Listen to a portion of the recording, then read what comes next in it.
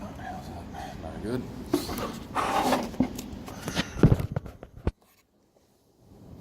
Still no good.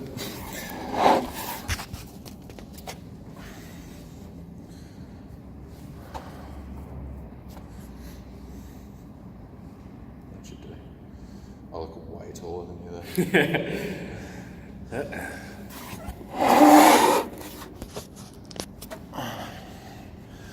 Fucking hell, this is taking a bit, isn't it? Oh, yeah, that's better. Beautiful. Hey guys, this is Tom Hannaford from Hannaford Strength Systems. Hannaford Strength Systems. He's one of our PTs in here and a strength and conditioning coach in at Peninsula Performance Centre. I'm just going to go through a few little things that we want to get out to the general public as far as training programs and everything are concerned, a few principles and that sort of stuff. So Tom, what's the biggest flaw, or a couple of flaws, the biggest flaws that you see in the general population as far as their training is concerned? General population of average gym goers, I'd just say not being as, they need to be more hard on themselves in regards to their flaws in their training. So being honest, basically. Yeah, identifying weaknesses, not going in benching and curling every day.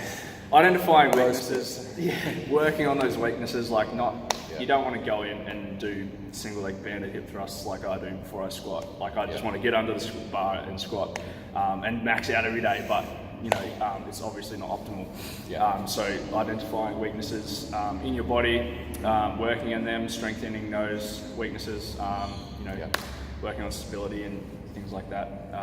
You're only as strong as the weakest link. That's it. For sports-specific athletes, say like footy players and netball players and things like that, I'd go with, from my experience in commercial gyms and seeing football players and things come in, they train too specific to the way that they play. So there's a place for sports specific, and then there's a place for general strength and conditioning. Yeah, absolutely. So you see a lot of footballers come in, they'll do some weights and then jump on the treadmill for and just run because they want to increase their speed or their endurance or whatever. Where there's you want to be in the gym working on things that you're not working on out in the field, so you can become better out in the field. You want to stabilize yourself, you want to work on strength, you want to work on power, endurance. You don't have to spend 30 minutes on treadmill to increase your endurance and your general work capacity as a football player. Because there's a couple of different ways that you can generate, say for example, speed. You're not going to get speed just by continually doing sprints all day long. Like you look at Usain Bolt, he spends most of his time off the track in the gym to generate that speed, the power, the explosiveness, the balance, the coordination, all those sorts of things, the muscle firing patterns, all that sort of stuff goes into his training in order to get him to be performing on the track. Yeah, absolutely. Like you say, you can't shoot a cannon out of a canoe. So that's one that I stole from Andrew Locke. I'm not taking full credit for that one. You got it from him, I got it from you.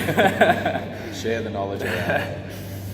So you need to be able to create that platform of stability with whatever you want to do if you're wanting to get any sort of explosive power out of your body or any sort of strength in general, really. But going back to that sprinting analogy, you can't really get better at sprinting by just sprinting. You're not going to get better at bench pressing by just bench pressing. Same goes for anything. Like if there's a very specific skill like shooting a netball into a ring, yes, you need to do that a lot.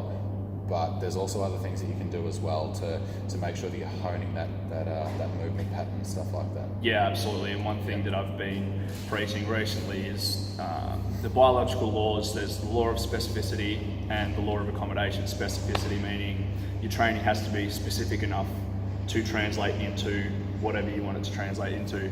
But then it can't be too specific where your body becomes used to the stimulus and it's going to be like, well, I'm getting the same. I'm managing fine under the same sort of conditions that I'm working under. Why would I need to adapt? Why would I need to grow anymore? So you're looking at the difference between track sprinting and powerlifting for a sprinter.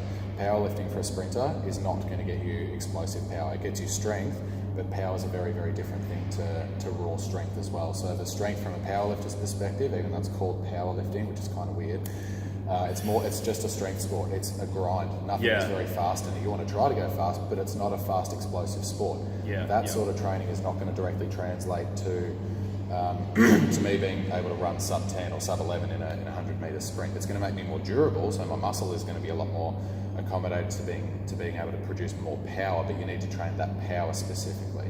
Yep, so you need to work on sprint stuff, like whether it's direct sprinting or whether it's fast tempo back squats or hip extensions, things like that that would translate directly into the sprinting pattern.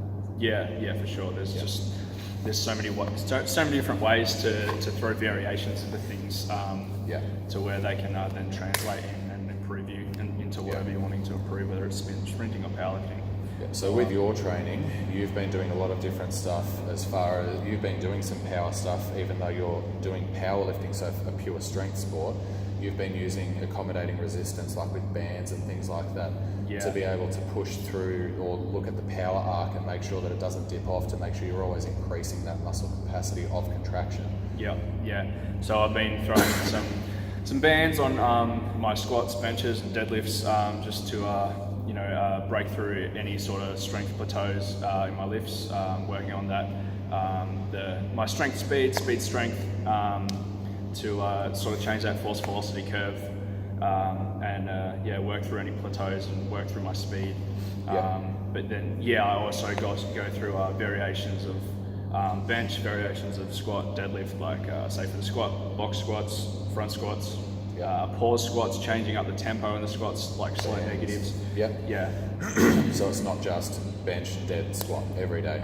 It's very, very different. It has its place. You can do it, but you don't always get the best results out of it. There are methods out there that just have the overload or deliberate overload to make sure that you're really, really fatigued. You're working through fatigue and just trying to break through the plateaus, and the squat all day, every day kind of thing. The Bulgarian methods, which is just max out every day.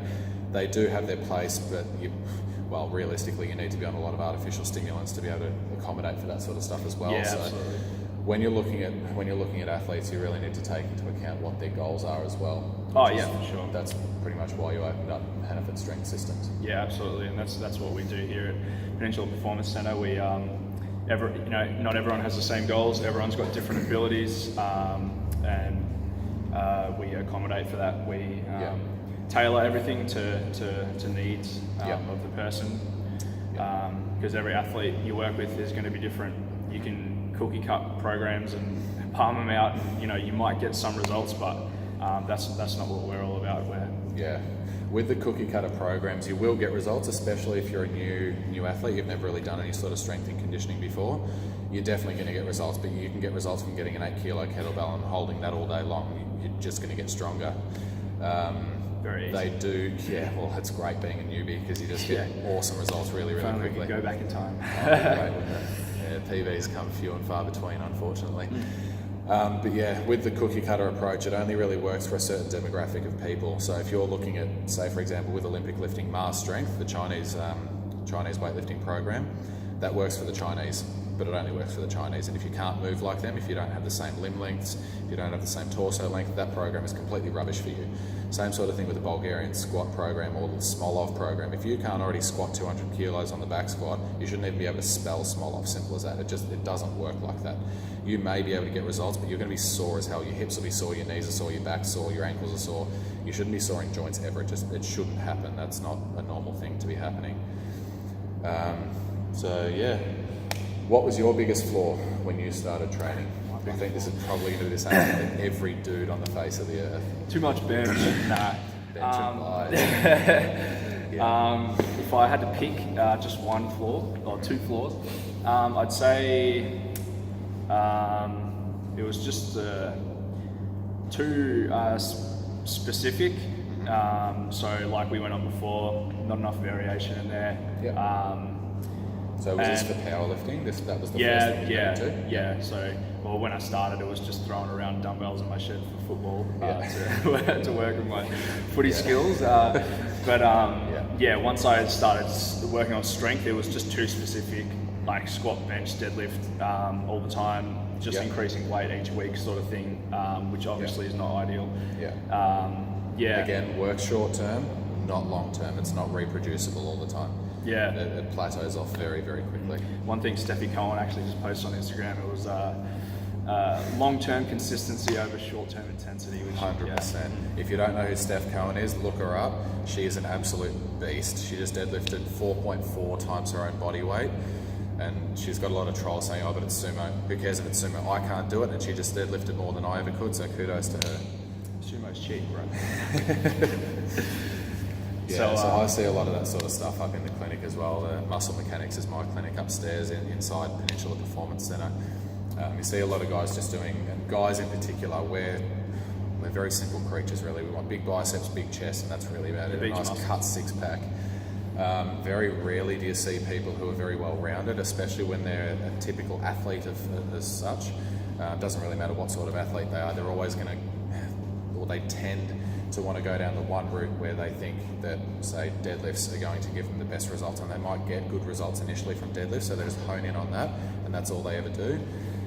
Again, it ends up plateauing very quickly. They try to go too heavy or do too many reps, and laws of accommodation state that you can only get that for so long before something snaps, and that's when I tend to see them upstairs. So trying to regress them back with their movement patterning is generally the first thing that I try to do. Make sure that the movement pattern is really good so that they can always increase their resistance, whether it be by tempo, by weight, whatever it might be, by adding accommodating resistance, but so that the volume is always increasing.